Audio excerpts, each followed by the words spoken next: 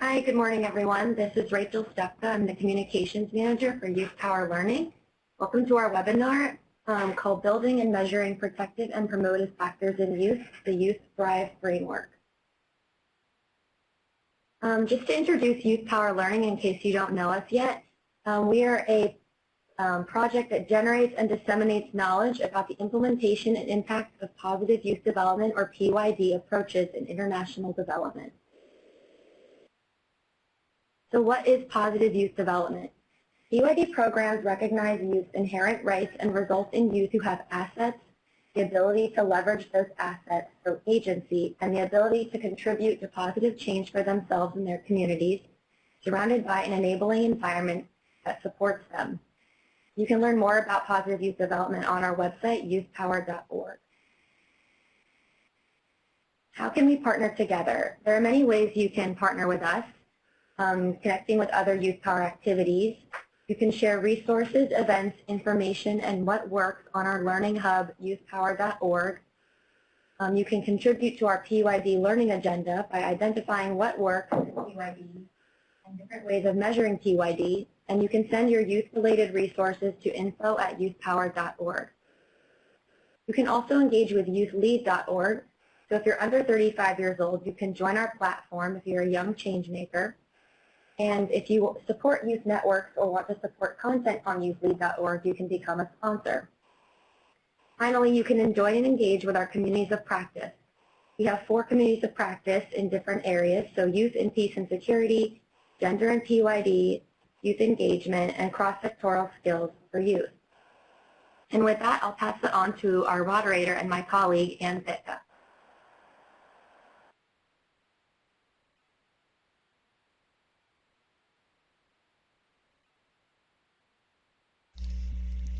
Welcome everyone to today's webinar. I'm Ann Bitka, Senior Manager on the Technical Services team at Making Sense International. I actually had the pleasure to recently attend a training of trainers on the Youth Thrive framework, and so I'm very much looking forward to moderating today's webinar. Developed by the Center for the Study of Social Policy, Youth Thrive is a policy and practice framework for enhancing healthy development and well-being for all youth between the ages of 9 and 26. Based on a synthesis of the research on positive youth development, resilience, neuroscience, and the impact of trauma on adolescent brain development, the Youth Thrive framework identifies 5 protective and promotive factors shown to mitigate risk and enhance well-being. In today's webinar, you'll learn about the research that informed the development of the framework and how it's being applied within child welfare and juvenile justice to change policy and practice. In addition, you'll be introduced to a new valid youth self-assessment instrument that measures the positive constructs of well-being associated with the 5 protective and promotive factors. Let me introduce you to today's webinar speaker, Lisa Mishiraki. Lisa is a senior associate working to advance CSSP's public system reform efforts, focusing on the use of data and research to inform policy, decision-making, and best practices. She leads projects to promote well-being outcomes for adolescents, expectant and parenting young in foster care, their children and families, with a focus on promoting the protective and promotive factors that children, families, and communities need to thrive. We will leave 15 minutes at the end of the webinar for Q&A. So if you do have any questions during the webinar, please enter them into the chat box at the bottom right of your screen, and we will address them at the end. With that, let me turn it over to Lisa for the presentation. Thank you very much, Anne, for that great introduction. I'm very excited to be with all of you today. I want to start by talking about the photo that that hopefully you all can see. This is really a great photo, one of my favorites, of a group of young people, young leaders that co-designed and led a convening that we recently had. And I like to start with this photo because for the Youth Thrive framework is really centers the voices of young people and views them as change agents in their own community and society at large. So the agenda today, which Anne has gone over, I'm going to give a very brief overview of the Youth Thrive framework. I'm going to share some of the change strategies that we've implemented and some of our lessons learned that we've gained through our work with various public systems in the United States to advance positive youth development. And I'm also going to share with you the new tool that we developed, which is the Youth Thrive survey, and some of our lessons learned and opportunities for adapting that instrument. So what is the Youth Thrive framework? As Ann mentioned, it's the name of both a research-informed framework that identifies the protective and promotive factors shown to enhance well-being and healthy development in all youth and young adults, regardless of their circumstances. And it's also the name of CSSP's national initiative that is helping public child welfare and juvenile justice systems. Hi, Lisa.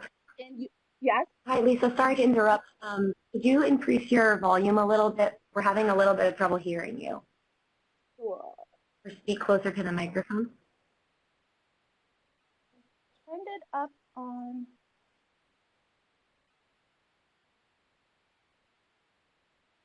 Is this better? Yeah, a little bit. I would just try speaking as loud as possible. Okay, I will do that. Thanks. I apologize. Okay. So as I mentioned, it's Youth Thrive. It's the name of both a research-informed framework and a national initiative that is helping public child welfare and juvenile justice systems to use that research to reconsider and revise their policies, their practices, their licensing and contracting and training so that they are more aligned with what we know contributes to positive youth development and well-being. Youth Thrive is an approach. It is not a model or an intervention, and it can inform any work that's happening, any program that works in support of youth and young adults. And that's really the great thing about it. It's something that can be embedded within existing practices and within existing programs. It's grounded in the idea that all young people have strengths, resources, and the capacity for positive growth and change.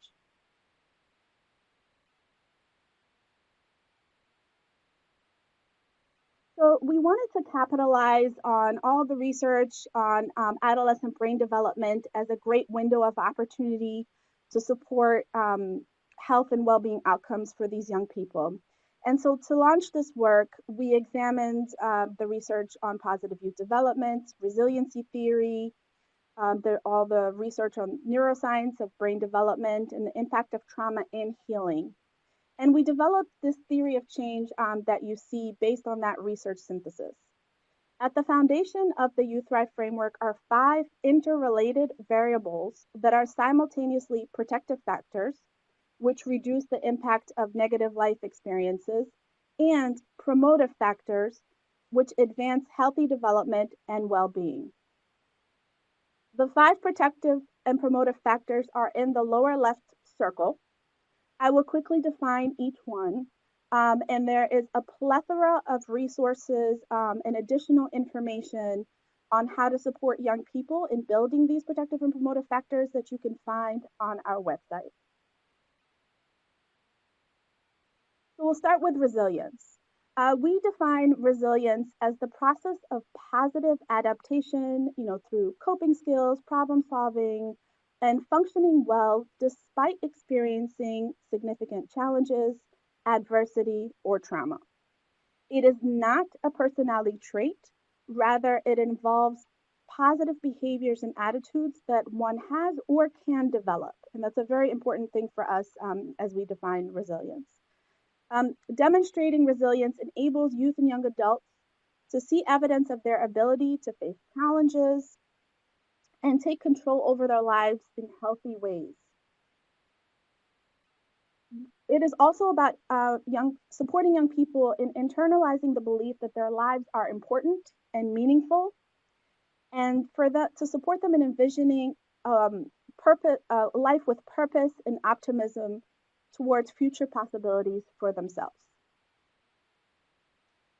Social connections are about young people's healthy and sustained relationships with caring and supportive family members, other adults, and peers. It's also about residing within communities and neighborhoods that are physically and emotionally safe. It's also about equitable environments, whether that's schools, neighborhoods, or community organizations that provide opportunities for young people to be able to be engaged as learners, leaders, team members, and workers. Social connections is also about the belief in a higher power that helps youth and young adults to find meaning and a positive purpose in their lives.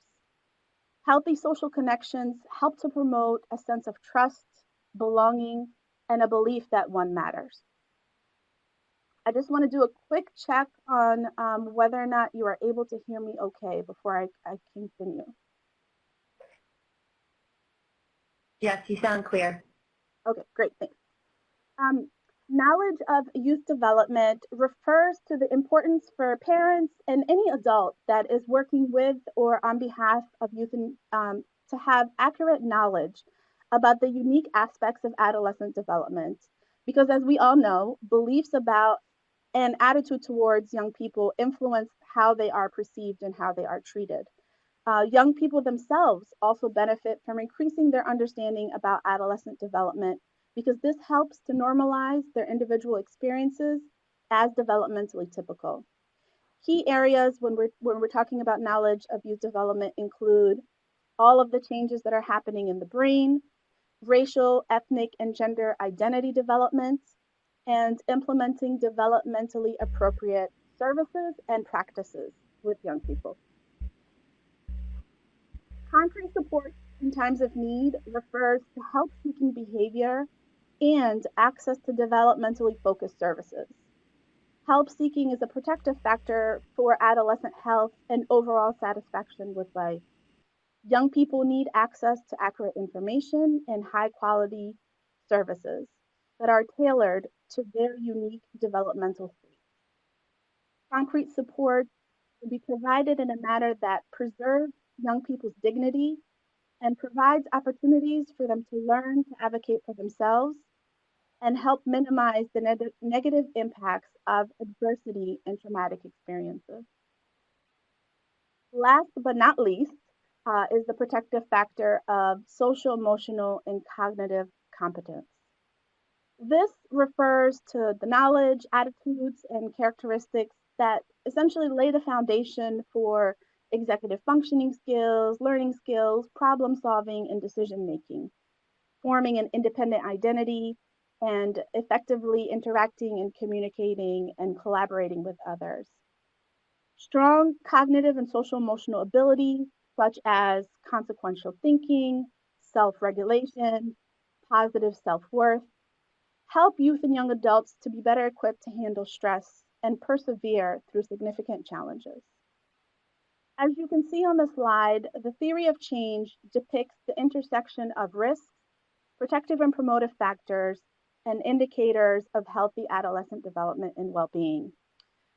In other words, the stronger the protective and promotive factor, the lower the risk and the greater the likelihood that youth will experience the indicators of healthy development. Taken together, the Youth Thrive framework relates to individual and relational processes, characteristics, and abilities, as well as community and social conditions, which help young people to and those who support them to identify and build on their strengths, promote high and achievable expectations and goals, encourage and support youth voice, choice, and personal responsibility, and establish equitable environments where they can have opportunities and experience that support them succeeding and thriving.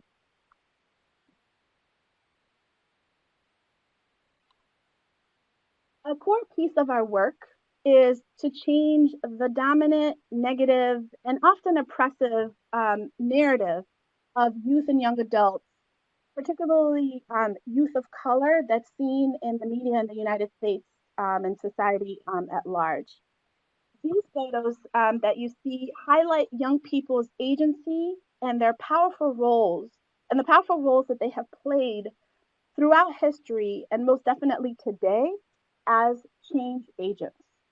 It is these images of strength, agency, potential, and power that guide our work.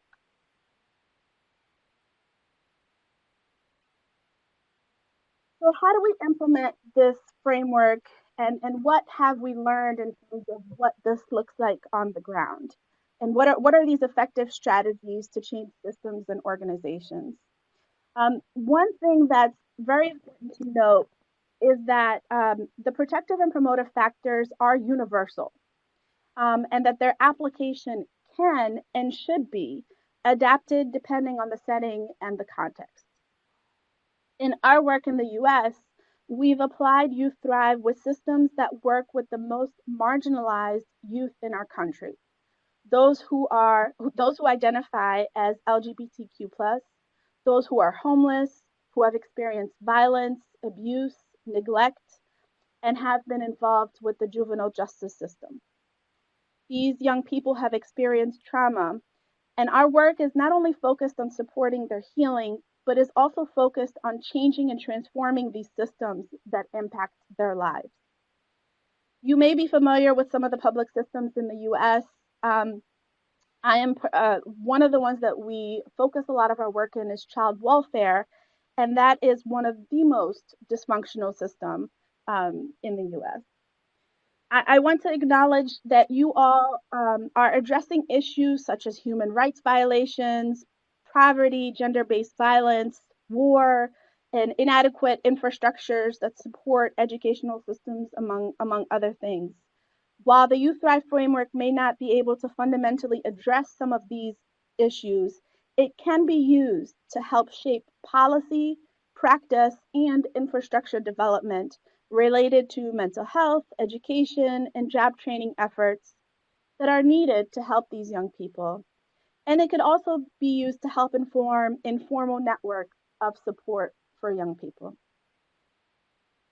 As you see on your screen, some of the core areas, these are some of the core areas within systems change.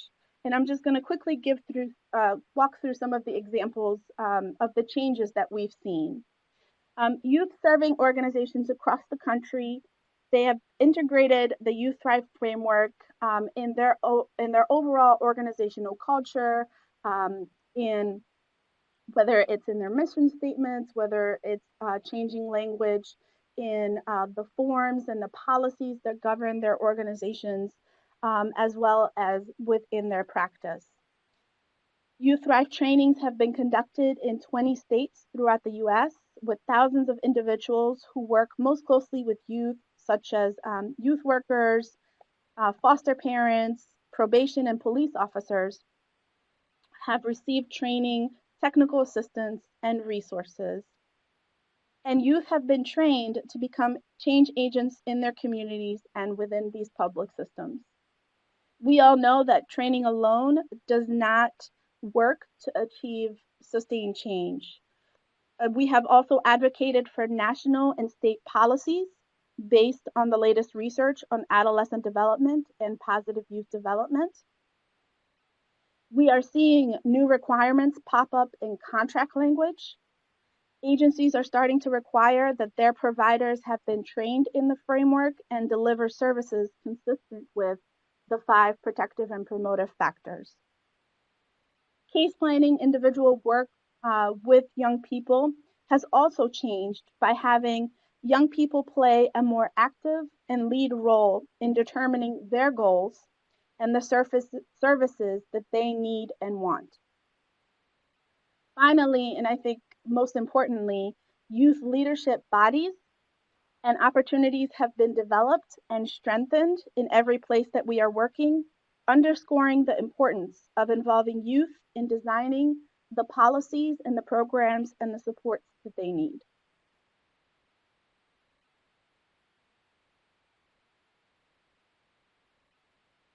So in terms of applications to practice, some of the core components relate to how relationships matter, and there's a significant body of research that supports this. And oftentimes, we're learning that the relationship can be the intervention for young people. Also, youth leadership and skill development matter. Few of us change our behavior because someone told us to.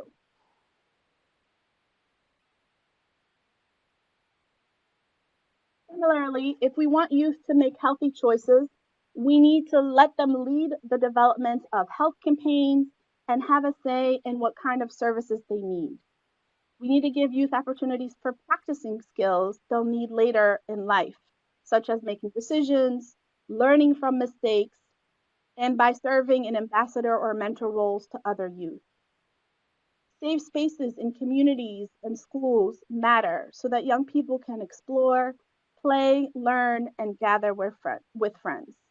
That means having adequate after school and recreational opportunities and having schools that are affirming and that are safe and affirming of all young people's identities.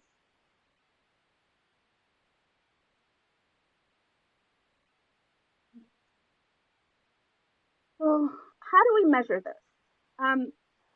Although the evidence base about the effectiveness of positive youth development program is growing, a research agenda for positive youth development, both within the US and globally, delineated several gaps in the field, two of which are the need for measurement of positive youth development at the individual, relationship, community, societal, and system levels, and valid and reliable measures of positive youth development. The new Youth Thrive survey, developed by CSSP in partnership with Metis Associates, is a viable response to these two needs. In developing the survey, we were intentional about creating a tool that measures the things that we care about, the things that the research tells us are indicative of healthy adolescent development and well-being. For example, things, and I'm not sure if you all have experienced this in the international context, but in the US, the results that we usually have measures for are things like school attendance and graduation rates. And while those do give us some information about young people, they don't really tell us much about their well-being and whether or not they're thriving. And so that was our thinking in developing the survey, to measure things such as resilience, such as hope, purpose, optimism, self-advocacy, which are more indications of how young people, the well-being of young people.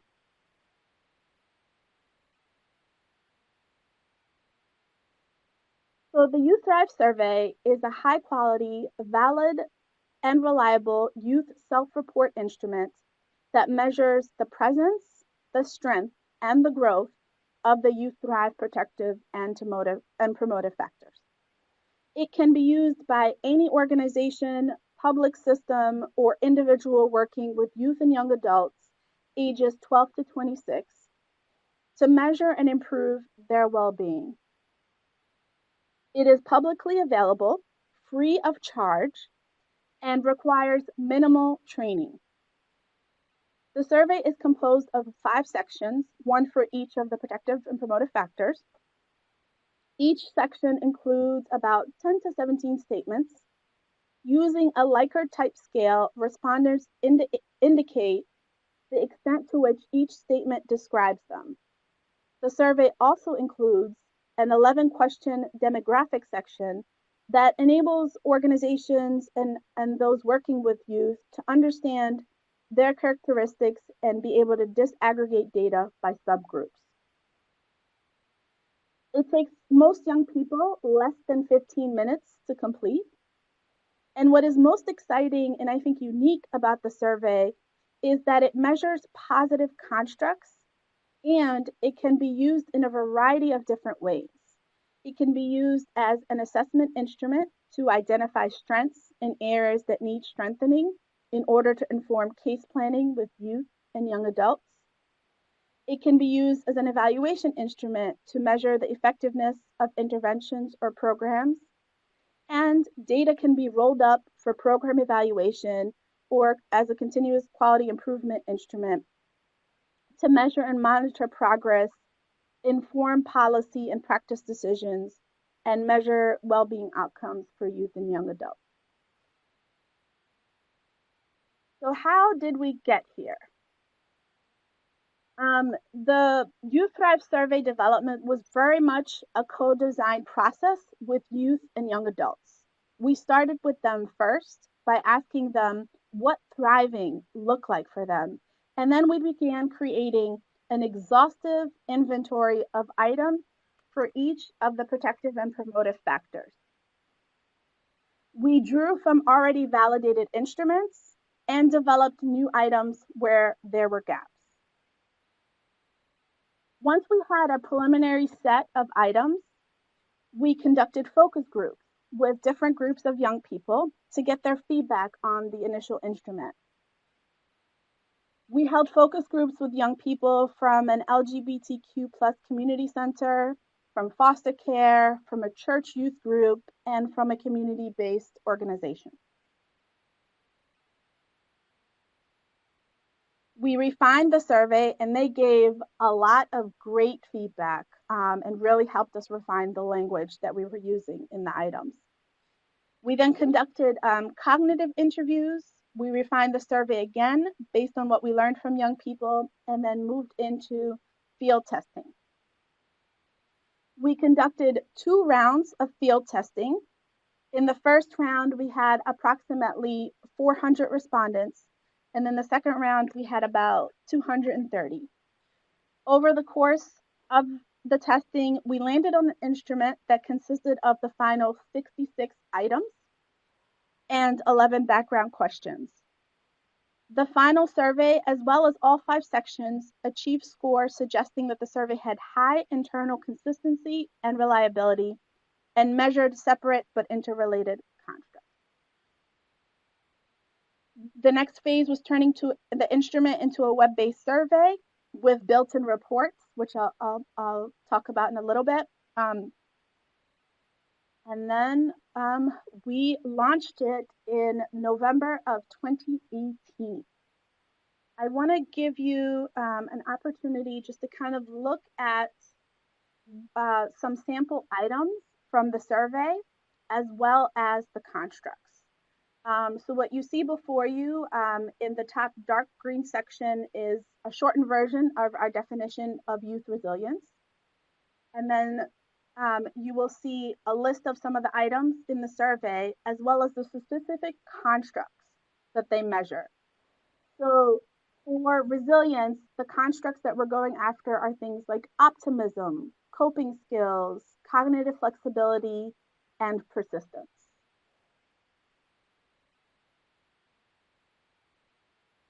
For social connections, some of the constructs are spiritual connectedness, because there's a body of research that supports this as a protective factor for young people. We're looking at family social support and healthy relationships, as well as constructive community engagement and contribution to a social good. And I am quickly going through this, but I will give you, I will tell you where you can find the survey and more detailed information. For knowledge of adolescent development, the constructs that we're trying to measure are identity, self-esteem, future orientation.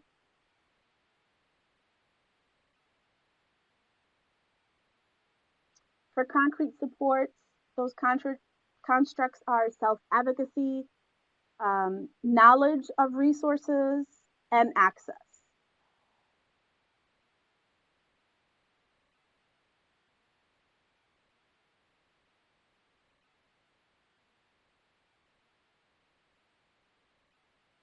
For cognitive and social emotional competence, the constructs are empathy, self-regulation, and goal orientation. And I see some questions about the survey, and they will most likely all be answered as I continue through. If not, I am reading them, and I will definitely respond to them. So the survey can be accessed through our website. And to support implementation of the survey, we've developed a user guide that really walks any organization or individual user through the steps of using it with young people. And we also have included the technical report for those researchers that are interested in our validation process. Additionally, in response to a request from the field about a more shortened version of the guide, we developed a one-pager for workers who work directly with youth and young adults about how describing the survey and how it could support them in their work. So all of those resources are available on our website. One of our considerations in automating the survey was developing multiple levels of access, commensurate with a user's role and need. So we wanted to create a system that was very flexible where, say, for example, a teacher or guidance counselor in the school could use it directly with the students that they work with, or an organization that has, a state that has public and private partnerships can use it and can have the data rolled up statewide. So the system is very flexible, and there are multiple levels of access that whoever is registering to use it can set so that it can meet a variety of different needs. It's also important to note, and I know that there was questions about this, that all of the data in the survey does not collect any identifiable data, so that confidentiality is protected and maintained. We provide guidance within the user guide on how to manage the data because organizations would have to set up their own system for tracking user IDs with identifying information for the young people that they support.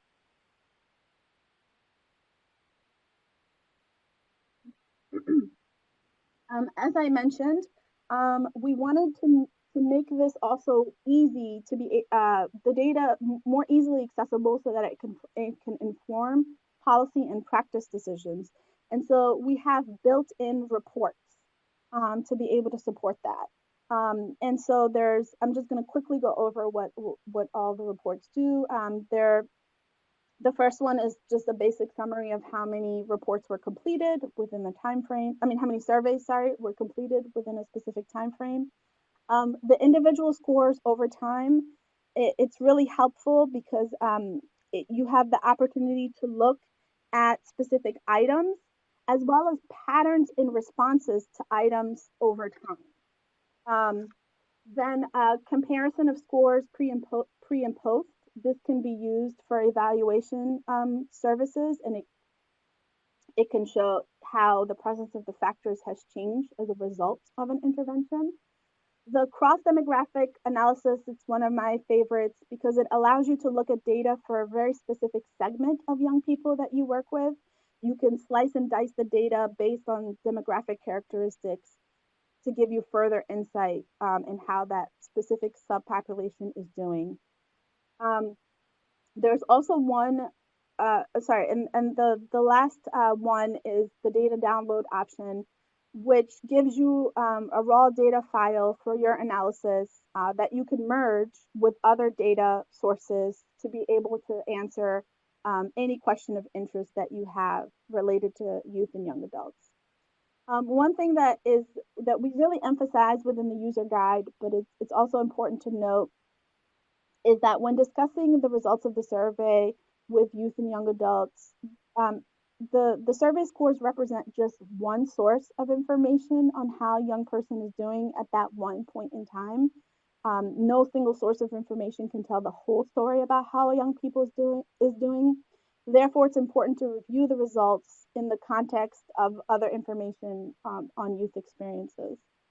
And average scores should be a prompt to identify patterns. For example, if there are one or two items, like there's an item that says, I feel lonely, that are consistently low, that could be an indicator for that young person that something is going on. And so this can be used as a prompt to explore more what's going on for this young person and how to best support them.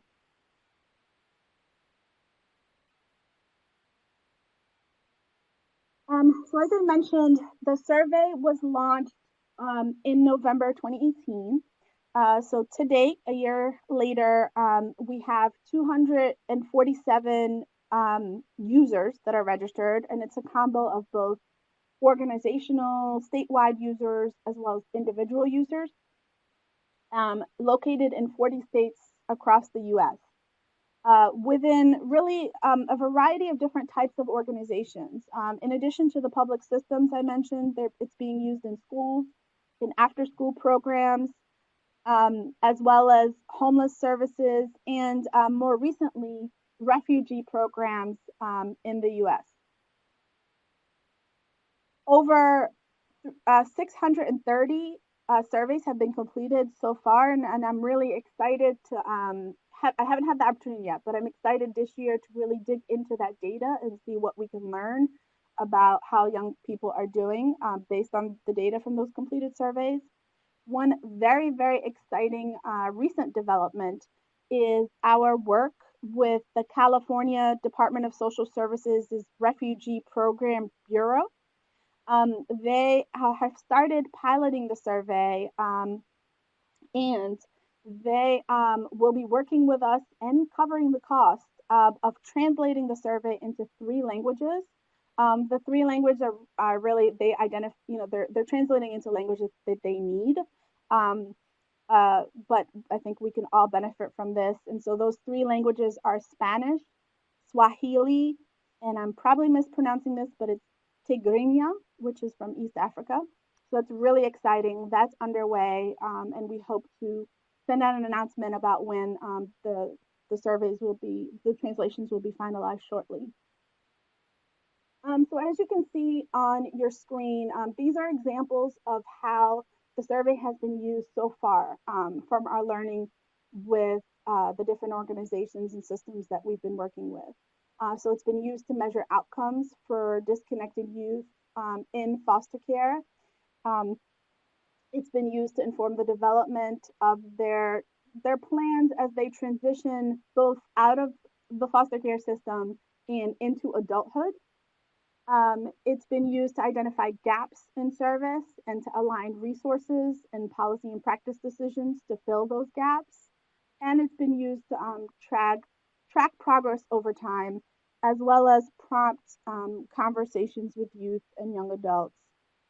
I'm thinking of one organization that's coming to mind right now that has conversations with young people about the protective and promotive factors in every contact, whether it's a home visit or a phone call or office visit. And the young people decide which of the factors that they would like to address. And then that information is then incorporated into the plan with the young people.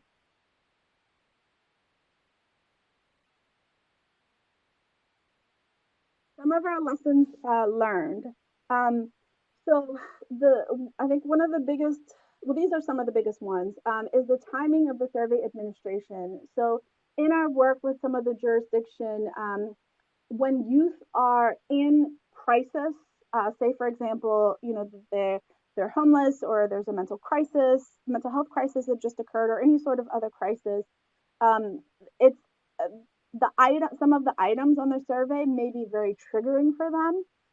And so that would not be the best time to administer the survey with them, whether they have just experienced the crisis or they've recently come out of the crisis. And so that's really important to keep in mind in terms of the timing. And it's also really important just in general, regardless of whether or not they're in crisis, to keep in mind that some of the items may be triggering for the young people, and to be able to provide them with like a safe space and the right supports as they're completing the survey. Another lesson learned is the need for alignment of program activities and language related to Youth Thrive. So, anybody can use the survey. They don't necessarily need to be familiar with the framework or have received the training. But it is more helpful, and we're learning more from organizations that have implemented it without that, having that training and reevaluating language and policy, or maybe change in policy and practice, and reevaluating the language and forms that are being used with young people, that clear alignment really helps to cement and sustain this work. And then the other key lesson learned is agency, or organization or system-wide communication of the results of the survey. It's really important to have that feedback loop, so that workers and the young people understand how this folds into the overall results and the work that they're doing.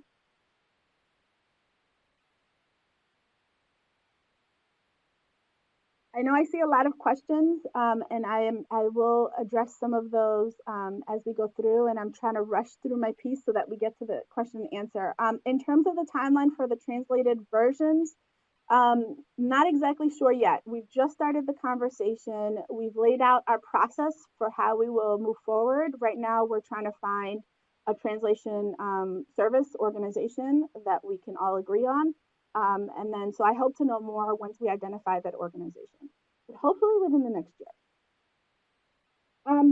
So some of the adaptations that have happened, and ones that we anticipate, but we would like to learn more about, are really around the need for cultural and linguistic adaptation. We're hoping to learn more through our work with the refugee program about all the different ways that the survey, either in how it's implemented, or in some of the items, needs to be adapted to meet the needs of that group of youth and young adults. And we're definitely hoping to learn more about in that area.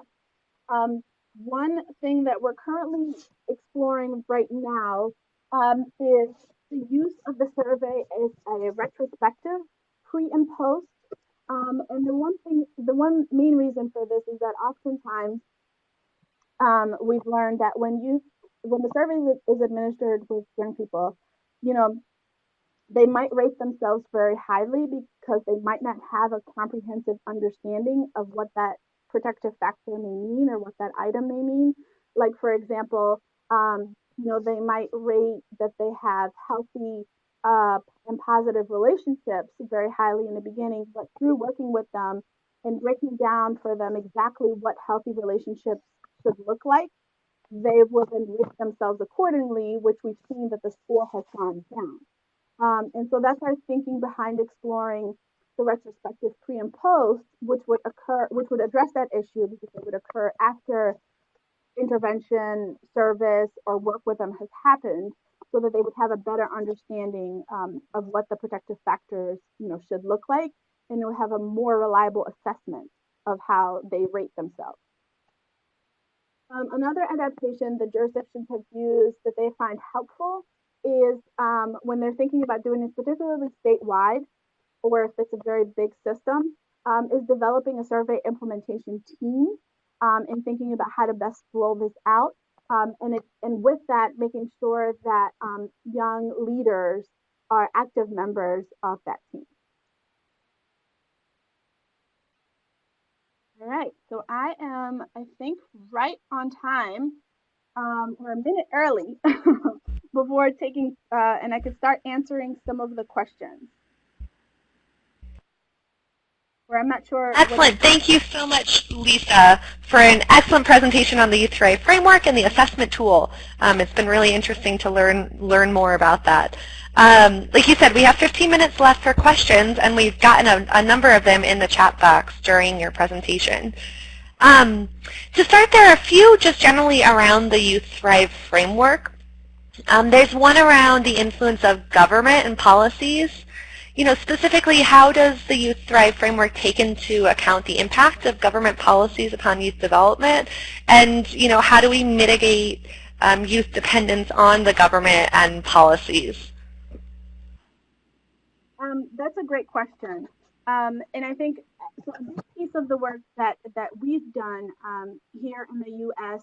is really focused on working with two levels. So one directly working with those legislators, those national policymakers, and helping them understand adolescent development and making the connection directly with young people. So bringing the voices of what young people say they need and what would best support them, and closing that gap, because oftentimes the legislators and leaders they're not connected to these young people, and they don't have they have data on a whole host of things, but not specifically data that comes directly from young people about what they need and want. So we help bridge that gap. We help inform them and help influence change in policies. And really, what that means is whether change the focus of the direction of a policy or the language within a policy. And then the other piece that we have been launching and hope to do more in the next year is really our work on like youth mobilization. And so connecting with in the U.S., but this can be applied, in other contexts. But connecting with our like grassroots youth led or things that are happening already on the ground, supporting them in whichever way they need, and again, making that connection to these legislators so that they're the ones that, we're sort of in the background giving whatever support and help they need, but they're the ones that are leading the charge in calling for a change in these policies. I hope that answers the question. Excellent. Yes, thank you. There's another question around health-related topics, in that how does Youth Thrive provide any information about reproductive health, access to family planning services, or HIV, STI prevention? Great, another great question. And so part of that all falls into when you look into the specifics, which I didn't do today, under the protective factor of knowledge of adolescent development. And so there's resources and guidance that we give related under that protective factor that youth need access to sexual and reproductive health information across all of those areas that you mentioned. So that falls within that protective factor.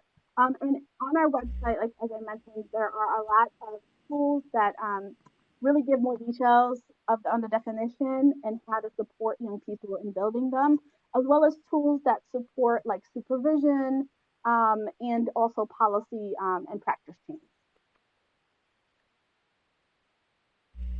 Excellent. Great. In addition to the Youth Thrive framework, there's a number of questions regarding the survey tool. The first is around adaptation for other contexts. Has the survey been normed for other countries? And if so, what was that process like? Or if not, are there any plans to take this to an international setting? Yeah, great question. It has not been normed for other countries, but we would like to move it to other countries, and we would like to norm it. Our goal right now, once we get a good enough data set, which we're moving towards, is to be able to norm it here because it hasn't been normed, within the U.S. And then we also would then like to move it to international setting and move in the direction towards norming it as well. Great. And on a similar point, have there been any adaptations made around, offering the survey with pen and paper instead of electronically, or different adaptations that, might be more appropriate for an international context? Yes, absolutely. There have been some very rural organizations here in the U.S. that just don't have the access, to any sort of mobile devices that have administered the survey via paper, and that's absolutely possible. The only challenge with that is then entering the data into the system so that it could be useful for policy and practice decisions, and so that you can be able to access the reports. And so our workaround for that is supporting where once the organization gives us that data, we can then enter into the system for them, and we can do it on the back end for the dates that they administer it. So there's a back end data entry workaround that we've developed for paper administration. It's not ideal, but that's been our workaround right now. but we're open to exploring other ways to support paper administration, because we understand that sometimes that's the only option that's available.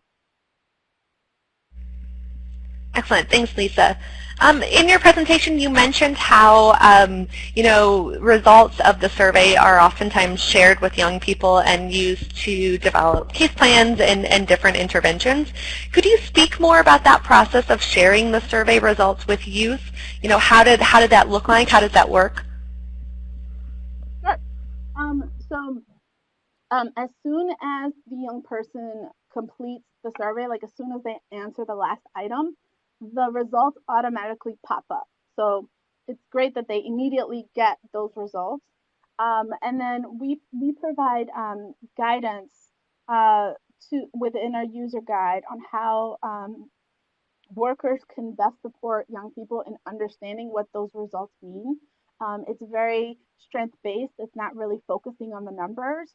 And it's really meant to, as that comes up immediately, it's really meant to identify the strength and look at the specific items and prompt more questions and more conversation about each one of the specific items. So for example, in terms of relationships with family members, so prompting questions about what those look like, what support is needed to help possibly mend those relationships, or if those relationships are a strength, how can that strength be built on to achieve some of the goals that the young person has identified. And so that's really the way that it's been used on one-to-one work with young people. What some organizations have done is, then they print out the survey results and give it to the young person, as well as keep it in the file. But the young person is who develops their username and password, and so they have the opportunity to log in at any time to be able to look at that, to be able to look at their survey results. Excellent. There's another question kind of on a similar note around if young people should self-administer the survey or if it should be, surrounded by a program and interpreted, with or at least in conjunction with someone else. So that's a great question. And so what we found is most helpful is creating a very comfortable and safe space for the young person to administer, sort of setting them up, but then giving them the space to administrate themselves, with somebody being there when they finish, being there as a support if they need to access it, if any items trigger them, or if they have any questions, but sort of like being in the background, and help then after they get the results, processing that with them, and because it's really about, it really should be used as a tool to prompt conversations and questions for that young person. So that's the best way that we recommend it being utilized to create the space for the young person to do it by themselves, and be in the background, and then come right after to talk about the results and have that conversation. Thanks, Lisa. There's another question specifically related to how this survey can be incorporated into the homeless management information system. I think that's a domestic, focused system that you may or may not be familiar with. Yeah, I'm familiar with that system. I'm not sure if the data can be incorporated within that system. Like the system that we have, it's a system that we created through our work with Metis. And I would have to check on the compatibility in terms of, right now it's not set up where data can be extracted from this system into another system. Data can be extracted for you to use personally. So it can't go directly into another system. But that's something that we have talked about before, exploring if it's possible to connect with other systems. So I will keep that in mind. But right now, the answer that I have right now is that it cannot go into another system, but it can be extracted for use with other data outside of that system.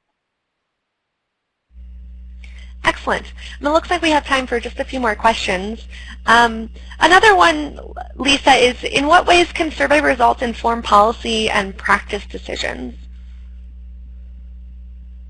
Yeah, that's a great question. So it can do that in a variety of different ways. One of the ways that we've seen is that it can be used to identify gaps. And gaps not only as it relates to the protective or promotive factors, but also gaps as it relates to subpopulation. So for example, there was a jurisdiction that was looking at the data in the aggregate after they had administered the survey for a period of time, and they realized that although these young people, they feel resilient, that they're really, they don't have access to resources that they need within that community. And so then that helps inform policy decisions in terms of, allocating resources or development of new programs within a specific community to address that gap. Similarly, an organization, after drilling into the data for a specific subgroup, realized that African American boys between the ages of 15 and 17 really did not have strong social supports. Like, they scored really low on social connections. And so that data was then helped to inform like a strategic practice intervention that targets that specific population to increase their social support. So those are just some examples of how it can be. Great, excellent. One final clarifying question. You mentioned that the survey has been translated or will be translated into 3 additional languages. You mentioned Spanish, Swahili. What was the third language? We have a few individuals wondering. Yeah, I'm going to spell it because I can't pronounce it. It's T. Hold on, now I lost it. Okay, it's Tigrinya. Got it. Excellent. I believe that's a language from Ethiopia and Eritrea. Great. Thanks for clarifying. Probably one more question, and then we'll probably have to wrap. Just in terms of who the data is shared with, there's one asking, is it shared with government agencies or other parties? That's a great question. So right now, each organization has access to their own data, right? So it's up to them to decide whether or not they want to share that data with government bodies or use it in advocacy efforts. For us at TSSP, we've been sort of thinking about this. So we don't have access to individual survey results. We only have access to aggregate data for each one of the registered users. And so that's something that we've been grappling with in terms of like, how do we use this? We don't want to share like the specifics of the data, but we're trying to figure out how do we best use this information for advocacy around policy and practice change. And we haven't gotten there yet. So I guess to answer your question is, the data is not currently shared with anybody else. And it's most likely, it's up to the organizations that whether or not they want to do that. And in terms of CSSP, we're figuring out exactly what we're going to do.